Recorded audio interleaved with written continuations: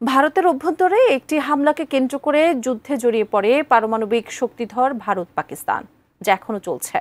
হামলা পাল্টা হামলায় দুই দেশই নাস্তানাবুদ। যে কোনো মুহূর্তে এটি ভয়ঙ্কর পারমাণবিক যুদ্ধে রূপ নেওয়ারও আশঙ্কা তৈরি হয়। তবে এবার আরেক পারমাণবিক ক্ষমতাধর যুক্তরাষ্ট্রের প্রেসিডেন্ট ট্রাম্পের মধ্যস্থতায় যুদ্ধ বন্ধে সম্মত দুই দেশ। মোহাম্মদ সোহাগ বিশ্বাসের রিপোর্টে বিস্তারিত।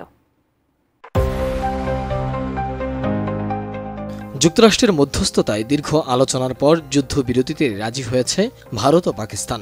মার্কিন প্রেসিডেন্ট ডোনাল্ড ট্রাম্প শনিবার কিছুক্ষণ আগে এক্স হ্যান্ডেলে কথা জানিয়েছেন।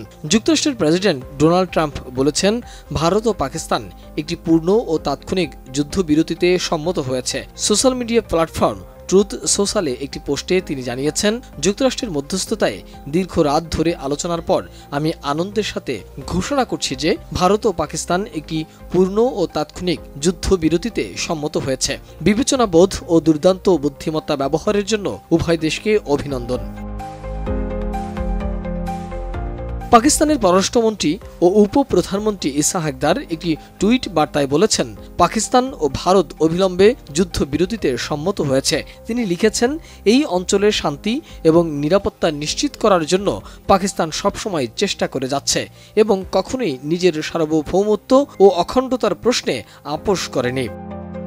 গ্লিটারের টুইন লেমন ও অ্যান্টিব্যাকটেরিয়াল ফর্মুলা বাসনকে চকচকে জীবাণুমুক্ত করে আমাদের দেয় গ্লিটার গ্যারান্টি।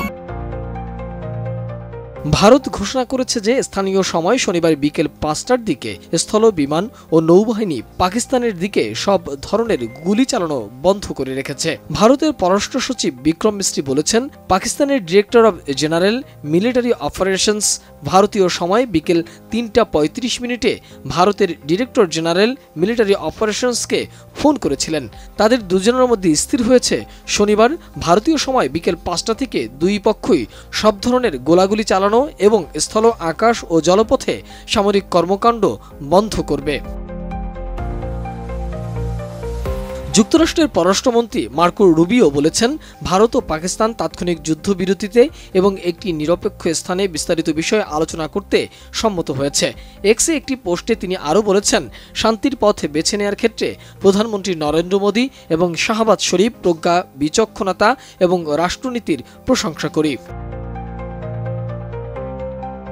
এদিকে ভারত ও পাকিস্তানের মধ্যে যুদ্ধবিরতি ঘোষণা ও কার্যকর হওয়ার কিছুক্ষণের মধ্যেই ভারতীয় সামরিক বাহিনী দাবি করেছে, তারা গত কয়েকদিনের সংঘর্ষে পাকিস্তানি বাহিনীর ব্যাপক ক্ষয়ক্ষতি করতে পেরেছে।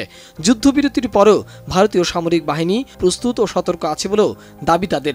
অন্যদিকে পাকিস্তান থেকে জানানো হয়েছে, যুদ্ধবিরতি হলেও তাদের দেশের উপরে কোনো ধরনের হামলা হলে তারা পাল্টা হামলা করবে।